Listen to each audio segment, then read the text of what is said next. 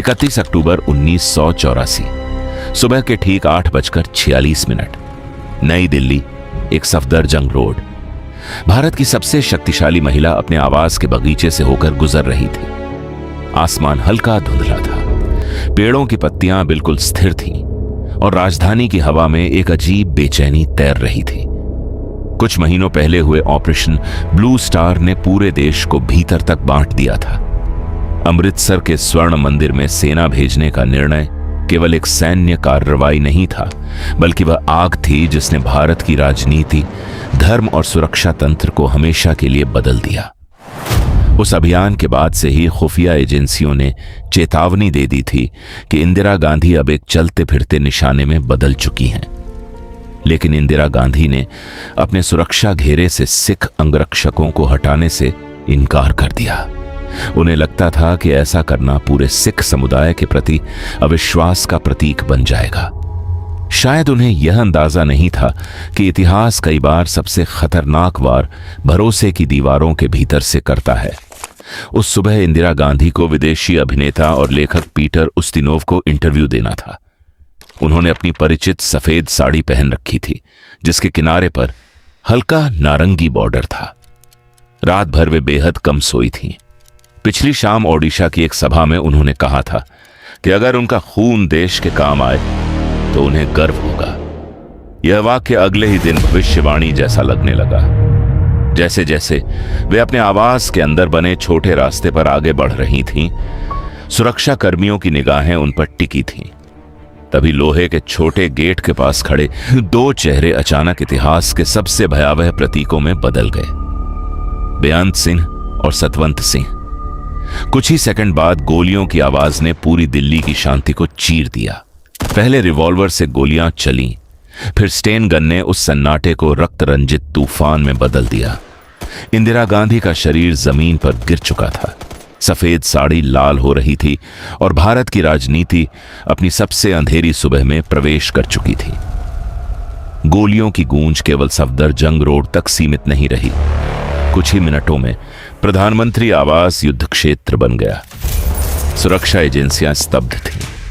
देश की सबसे सुरक्षित मानी जाने वाली महिला अपने ही सुरक्षा घेरे के भीतर मारी जा चुकी थी। घायल इंदिरा गांधी को तुरंत अखिल भारतीय आयुर्विज्ञान संस्थान ले जाया गया।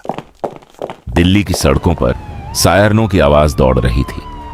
अस्पताल के गलियारों में अफरा तफरी फैल चुकी थी। डॉक्टरों की टीम लगातार खून चढ़ा रही थी, लेकिन शरीर से बह चुका रक्त सत्ता की ताकत से वापस नहीं लौट सकता था।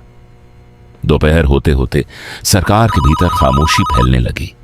फोन लगातार बज रहे थे। सेना को सतर्क कर दिया गया। खुफिया एजेंसियां किसी बड़े षड्यंत्र की आशंका में फाइलें खंगाल रही थीं। इसी बीच राजीव गांधी पश्चिम बंगाल से दिल्ली लौट रहे थे। विमान के भीतर बैठा वह व्यक्ति शायद समझ चुका था कि उसका जीवन अब हमेशा के लिए बदलने वाला है। दोपहर लगभग 2:20 पर देश को आधिकारिक सूचना मिली कि इंदिरा गांधी अब जीवित नहीं रही। यह खबर सुनते ही दिल्ली की हवा बदल गई। लोगों की भीड़ सड़कों पर उतरने लगी।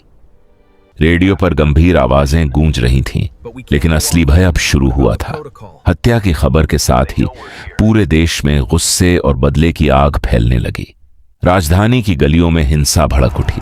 हजारों सिख परिवार अचानक डर और मौत के साए में आ गए। जिन सड़कों पर कुछ घंटे पहले सामान्य जीवन चल रहा था, वहां अब जलते हुए घर, टूटती दुकानें और चीखें थीं। पुलिस कई जगहों पर गायब थी। भीड़ के हाथों में आग थी और शहर की रातें नरसंहार में बदल रही थीं। इतिहासकार आज भी मानते हैं कि भारत ने उस समय केवल एक प्रधानमंत्री नहीं खोई थी, बल्कि अपनी आत्मा का एक हिस्सा भी खो दिया था।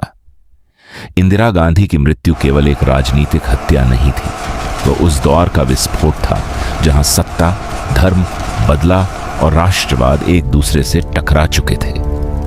ज्ञानी जैल सिंह ने कांपते हुए माहौल में राजीव गांधी को प्रधानमंत्री पद की शपथ दिलाई, लेकिन देश के भीतर फैल चुका अंधेरा इतनी आसानी से खत्म नहीं होने वाला था। अगले कई दिनों तक दिल्ली जलती रही। अंतर्राष्ट्रीय मीडिया भारत को भय और हिंसा के प्रतीक की तरह दिखा रहा था। और उसी बीच 3 मूर्ति भवन में रखे इंदिरा गांधी के पार्थिव शरीर के सामने लाखों लोग खामोशी से गुजर रहे थे। कुछ रो रहे थे, कुछ स्तब्ध थे और कुछ शायद यह समझने की कोशिश कर रहे थे कि दुनिया की सबसे ताकतवर कुर्सियों में से एक पर बैठा इंसान भी आखिरकार मौत और विश्वासघात से नहीं बच सकता। 3 नवंबर 1984, दिल्ली। जब इंदिरा गांधी की चिता जली तब केवल एक नेता का अंत नहीं हुआ था। उस आग में भारत का एक पूरा राजनीतिक युग राख बन रहा था। धुएं के गुब्बार के बीच दुनिया ने देखा कि सत्ता जितनी ऊंची होती है उसके चारों ओर उतना ही गहरा अंधेरा जमा होने लगता है, और कभी कभी वही अंधेरा सबसे पहले अपने ही घर का रास्ता ढूंढ लेता है।